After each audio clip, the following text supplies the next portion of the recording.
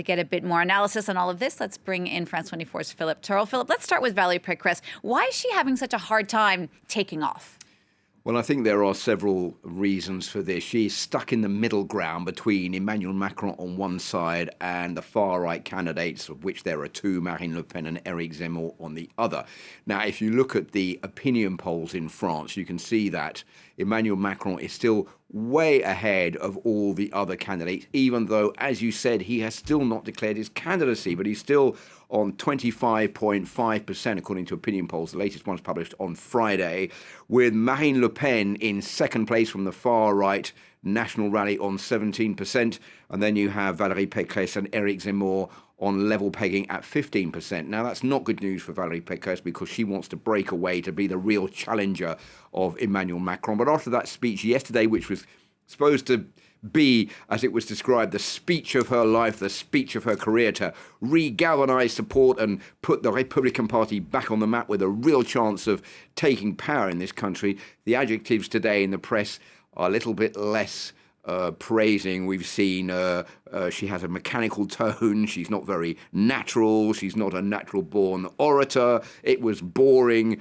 And some people saying really that they almost wanted to fall asleep. Some people even leaving the Senate, where there were 7,500 people there yesterday before the speech came to an end. So Valérie Pécresse has been bouncing back today on some of the news networks in France saying, well, what would you prefer, a good orator or would you prefer a good technocrat? I may not be very good at making speeches, but I'm there to be the president of France and I will get the country back on its feet.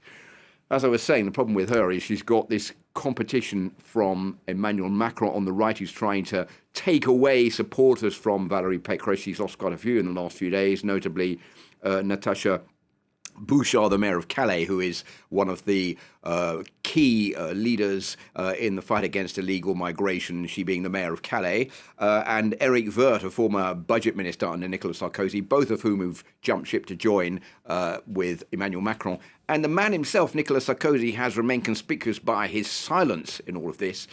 Behind the scenes, he's been saying one or two things like, well, he doesn't think Valérie Pécresse is really the person who could get the party to the presidential election and win it.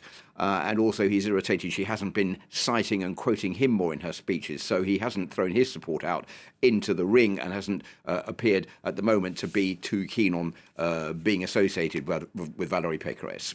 Now, Valérie Pecresse polling at the same level as Éric Zemmour. Let's talk a bit more about him. Now, he is a far-right candidate who held a meeting in Saumur on Saturday. His party's running on a very nationalist, very anti-immigration ticket. But I think this could be confusing for some of our viewers because that's kind of the same platform as Marine Le Pen, isn't it? Yeah, that's true. And the difference here is that Marine Le Pen and the National Front, which was created by her father, Jean-Marie Le Pen, are perceived as now being not really as much of a party, an opposition party, not really radical enough for many of the voters who would have supported the National Front and now the National Rally in the old days. And they're now going off to support Éric Zemmour, who's running on a ticket of, well, France is going to disappear, it's going to be overtaken by Islam, and it's going to destroy Catholic old-fashioned France. Therefore, we have to fight back.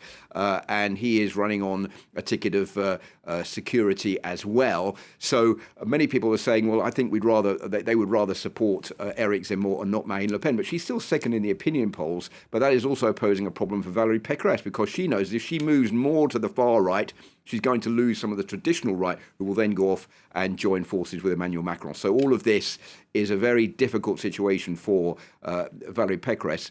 Marine Le Pen also is struggling. Some of her supporters have gone off to join forces with Éric Zemmour, but she's just trying to laugh that off. But it's still a difficult situation for her because she's being seen as being too normal, too much of a liberal, and people saying, well, look, we want someone like Jean-Marie Le Pen used to be, who is going to cause problems, doesn't really want to be elected, but likes to bring forward problems that we all worry about, and we think someone needs to be our spokesperson for that.